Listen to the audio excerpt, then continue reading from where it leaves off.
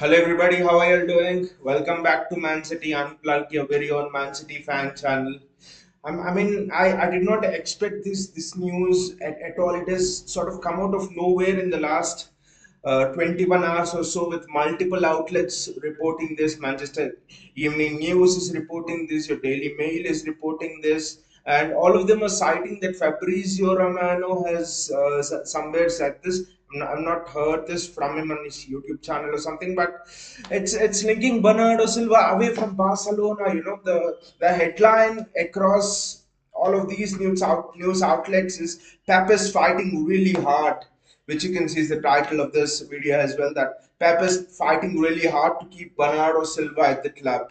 I knew this was an issue before the start of last season, because Bernardo, if you remember, before the start of last season, Bernardo Silva did not get so many opportunities. You saw the resurgence of Gundogan, De Bruyne, all of that in that COVID hit season. And yes, there were question marks over Bernardo Silva's future, but not now. Bernardo Silva has literally played every game in this concluded season, right? He's been the most important player for City. Okay, he's not at the top of the assist charts or the goal charts and things like that. Okay, I can understand that. In the first half of the season, he was almost rivaling Salah for the player of the season, and he was scoring goals left, right, and center. But after De Bruyne came back, Bernardo had to sit back, and it was De Bruyne who was more advanced. I can understand all this, but Bernardo Silva is literally started all of the games for City, right? Real Madrid 2 legs. He was not subbed off. Bernardo Silva was not subbed off till the very end against Real Madrid. You cannot imagine a team without Bernardo Silva at all. You know, Bernardo Silva averages 99 percentile in terms of progressive carries forward. That is the best in the entire of Europe. 99% of the times he successfully carries the ball forward. That's what it means. Where will you get such a player? So it's a bit disturbing for me. But where are Barcelona first of all getting the money to do to even get linked to all these players? I don't understand. That's what Pep said in a press conference, I think yesterday or the day before that. He was speaking on the link of Lewandowski, and he was telling that Lewandowski would be a perfect fit for Barcelona. And but he was questioning how are Barcelona able to sign these players. Lewandowski, they are getting linked to Bernardo Silva from City. They want Rafinha from Leeds United. They want to give Frankie de Jong. How are Barcelona able to manage it given their financial situation? That is what Pep Guardiola was asking. But let us look into this matter of Bernardo Silva deeply. Yes, we signed Haaland, yes, we signed Alvarez, but it could just turn into it just makes me feel so much frustrated even hearing about this link. We have already lost a player in Ferran Torres, and I know Ferran Torres Spanish and all. Bernardo Silva has been at the club for 3-4 years now. It's different, but the pull of Barcelona, the pull of Real Madrid, we can't underestimate it at all. Yes, we have Pep Guardiola. Yes, we have Ferran Soriano, Siki Pagaristan. Yes, we have a better project than Barcelona right now. I do get that, but the pull of Barcelona is still there. That is where this club is going, wherein the pull of City should be greater than the pull of other clubs. That is where we're working towards that thing. That is what we were talking about yesterday. That youth are so important in sort of creating that pull towards City, like a Barcelona and Real Madrid have had. So City have a long way to go there, but honestly, this transfer window could just turn into crap if Bernardo Silva leaves. Let us just discuss the worst case scenario here. What if Bernardo Silva leaves? Suddenly, you're being rushed into an auto mode, right? To complete two transfers. Suddenly, your midfield is looking threadbare. See, if Bernardo Silva leaves, you're having a Rodri, you're having a Kevin De Bruyne, you're having a Gundogan who's pretty much. There have been issues with back injury. You can't have Gundogan start week in and week out. There's no other. Our midfield is almost non-existent over there. So but I mean, we can't replace Bernardo Silva and Fernandinho in the same window. That's nigh on impossible. Be any club. Even Real Madrid, you see, they bought in Camavinga in one window, Tchouaméni in another window. Even Liverpool, see, they're just trying to sign a replacement. I mean, sign a backup to Fabinho this window. They haven't replaced Gini Wijnaldum at all. So it's almost impossible to replace players of those stature now. But I don't. I mean, news is coming that when last season Bernardo Silva wanted to leave and Pep Guardiola really persuaded him to stay, and we know the reason why. Pep Guardiola, he only trusts the very best players to to take the ball under pressure, to take the ball from the press of the opposition.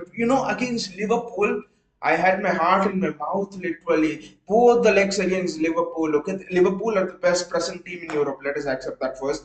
And against Liverpool, Bernardo Silva was constantly taking the ball from our centre backs. Even Rodri was sometimes dropping back and he was giving the ball to Bernardo Silva. Triple press on Bernardo Silva, and yet Bernardo Silva. You remember the first game, right? Bernardo Silva almost got into a mess and he dribbled Van Dijk, he dribbled five players and almost gave a goal scoring opportunity from the defense to attack. That's how good Bernardo Silva is. I don't see any midfielder in the world right now. Forget Europe, the world right now who can replace Bernardo Silva. It's just I mean, there's no player out there. Frankie De Jong, well, that again brings a break to our dominance. That again brings a break to where we want to be. We want to create a period of sustained dominance like Alex Ferguson did with United throughout the 2000s. You had the Liverpool team in the 80s. We are looking for a period of even more sustained dominance than what we had in this decade. Yes, this decade, six out of six Premier League trophies out of 10 seasons. That is exceptional. That is almost unprecedented, I would say, since the Alex Ferguson days. But even after that, we want to establish that we want to retain that kind of dominance, and we want to establish that kind of dominance in the Champions League as well, like what Real Madrid did. Two Champions League trophies in 4 seasons, three in 4 seasons. I mean, things like that. We can certainly go for it. But if we lose Bernardo Silva right now, you bring in Frankie De Jong, he needs time to settle in. Suddenly you're having a Fernandinho replacement who needs time to settle in. Suddenly you're having a Bernardo Silva replacement in Frankie De Jong or whoever it could be. Frankie De Jong looks the most possible opportunity if, in case the worst possible scenario of losing Bernardo Silva happens. So suddenly you have two players in the heart of the midfield in the positions which are the heartbeat of a Pep Guardiola team, are the brains of Pep Guardiola team, and it will take time for them to settle in, adapt to the Premier League, understand Pep systems, and suddenly there's a break. Suddenly, 1 2 years. I mean, that is the last thing we would want. See, we are having Rodri in his prime. This season, we have had Rodri in his prime. Rodri has come into his prime this season. Bernardo Silva, absolutely untouchable. I've used the phrase Zidane-esque for Bernardo Silva. Many of the fans have used that phrase as well, especially the way he orchestrated the game in those two legs against Liverpool, against Chelsea. Against Chelsea, an interesting thing is when we played Chelsea away at the bridge earlier in the season, it was in October, I think. We were coming off three defeats, right? The three defeats consecutively on the back of last season, the Champions League defeat, and suddenly you were thinking, what will Pep Guardiola do? And he called on Bernardo Silva. Bernardo Silva that day against Chelsea was unpressable. You really know that when Pep Guardiola wants to win against a team, he calls it out in the press conferences and he starts Bernardo Silva. When both of those things happen, you know that the opposition can't get anywhere near you. The opposition are gone, seeing the plight of Bernardo Silva playing that box to box role. So that is the very essence of Bernardo Silva. And I mean, it's just unthinkable for us City fans. We have done the deal of Haaland very early now, and we are looking all set to add a fullback, add those missing links, chinks, missing chinks in our armor and get ready for next season. Everybody is scrambling for a striker. Liverpool playing almost paying 80 million euros, 90 million euros for Darwin Nunes. Everybody's looking for a striker. Christopher Nkunku is said to be 60, 70 million euros. Mbappe is staying at PSG. It's good we got Erling Haaland. Just imagine what would have happened if we had not got Erling Haaland. We would be thrown into a bidding war. Yes, okay, bidding war in terms of the wages of Erling Haaland, and Madrid would have come for Haaland. Liverpool might have offered more wages to Haaland. You don't know. So suddenly your transfer window is so serene, and suddenly you're enjoying everything around you. The other clubs, fighting for strikers, fighting for midfielders, fighting for fullbacks, especially fighting for the strikers and those attacking positions. You see, Gabriel Jesus is going for 50, 55 million pounds, which means Darwin Nunes will go for 70 million pounds. You see, Rafael Leao being quoted 100 to 110 million pounds. So suddenly you're seeing that the entire market is scrambling, but then you're like this serene person who's doing his meditation, who's just in that peaceful nature of mind, who just seems to have conquered the entire transfer market, and who seems to have said, this is my transfer window, this is how we deal with it, we will not be thrown into any of the bidding wars. You're suddenly like that person, and suddenly reports are coming that Bernardo Silva will leave. I mean, it just has to be nonsense. Pep Guardiola really has to talk to Bernardo Silva and keep him at 27. He came to the club at 23, right? He didn't have a good first season. Second season, he was adapting. I wouldn't say we made him, but Pep Guardiola gave Bernardo Silva a platform. Pep Guardiola took Bernardo Silva to another level. We compliment Bernardo Silva so well. Bernardo Silva at Monaco was playing attacking midfield and on the right wing, right? And here Pep Guardiola has turned him into one of the best box to box midfielders in the entire of Europe. I would say the best box to box midfielder in the entire world right now. 99 percentage of successful progressive carries forward. Progressive carries forward, not just successful passes or something because you can just pass back or something. Progressive carries forward. How difficult that can be under the intense pressure. That too, you're playing in the Premier League, not in any other division. Okay, if it's in the La Liga or in the French league or something, you can say German league. You could say that maybe slow and all. Premier League, the defenders are on you, the referees allow more physical contact. We can't lose him. I mean, I've always said, I know the community here has also always said, all of our fans have always said that they see Bernardo Silva as one of the Ballon d'Or contenders. That's how good Bernardo Silva is. I was just thinking about it yesterday that wow, in each position now we're almost having a world class player. Rodri world class, Bernardo Silva world class, Kevin De Bruyne world class. Our midfield is just a world class midfield. It almost reminds me of uh, Casemiro, Cruz, and Modric when they were in their absolute prime. When Madrid won those three Champions Leagues in 4 years or something, like under Zidane and all, and another one under Ancelotti. So that is how this midfield was remind. Uh, I was thinking of this midfield in such high terms. Three world-class players in the midfield.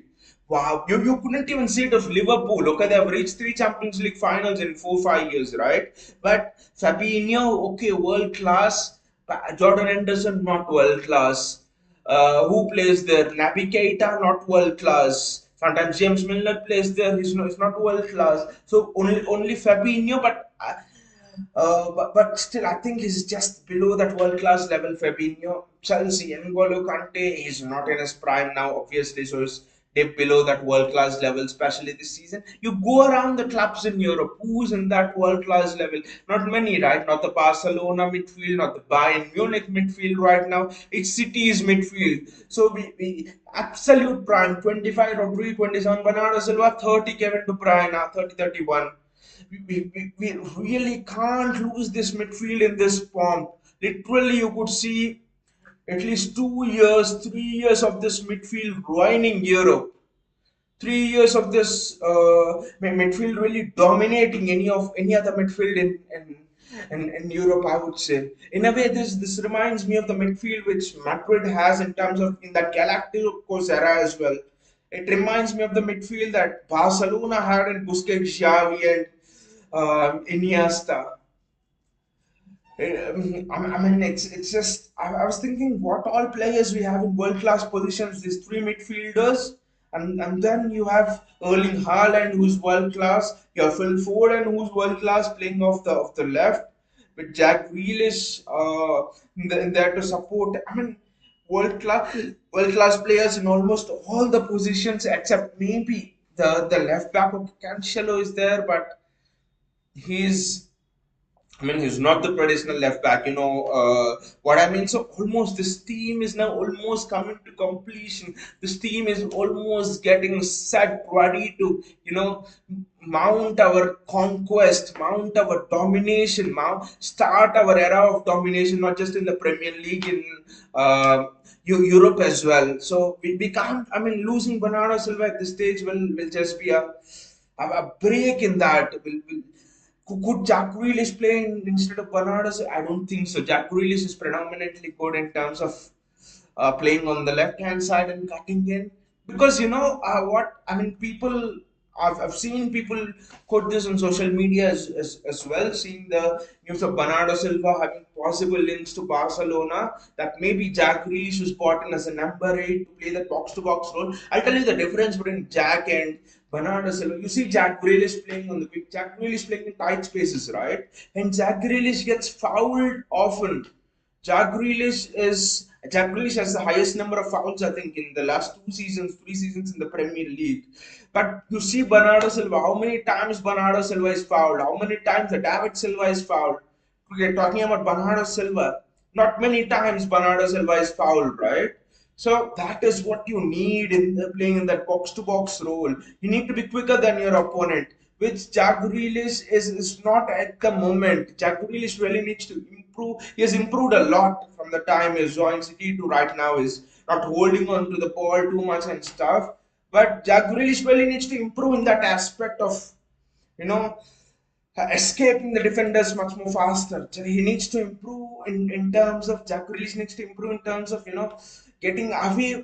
Before you receive the ball, you need to know where will you play the next pass or which pace you'll run into. That is what is the next level for Jack Grealish. I know it's very difficult, but that is what he needs to evolve into. Because Foden has that. How many times do you see Foden lose the ball? How many times do you see Foden get fouled? Not as much as Jack Grealish, right? So, that is where Grealish has to improve. Grealish is definitely not the answer for all those reasons. To actually play in the box to box role, I really don't want to lose Bernardo Silva in this. I don't want to lose him at all. Be at the club, retire at the club. That is how much we love Bernardo Silva, right? He might not have the highest number of goals, assists. He might not even be in with a shout of uh, the Premier League Player of the Year or the PFA Player of the Year and all of that. But I think he's one of the biggest fan favorites in City. We all love him. We all just love him so much. We just want him to stay. I don't know what Pep Guardiola will do, but we can't lose another player to Barcelona. And Pep Guardiola really needs to keep him at City, what may be. That could actually be like another signing. Keep him at City, whatever it takes, whatever it is. We can't lose Bernardo Silva at all. That would just turn this transfer window into something painful, into something where we might end up feeling that even though we got Haaland, Alvarez, if we lose Bernardo Silva, this transfer window might seem like we've actually lost more than we've gained. So we do not want to end up with that feeling. So, any of guys, I hope that you have enjoyed the show. If you've enjoyed the show, please click on the bell icon and also the subscribe button so that you get notifications whenever I'll come up with new videos, and also do click on the like button if you are enjoying the content. Anyways, take care guys and see you all.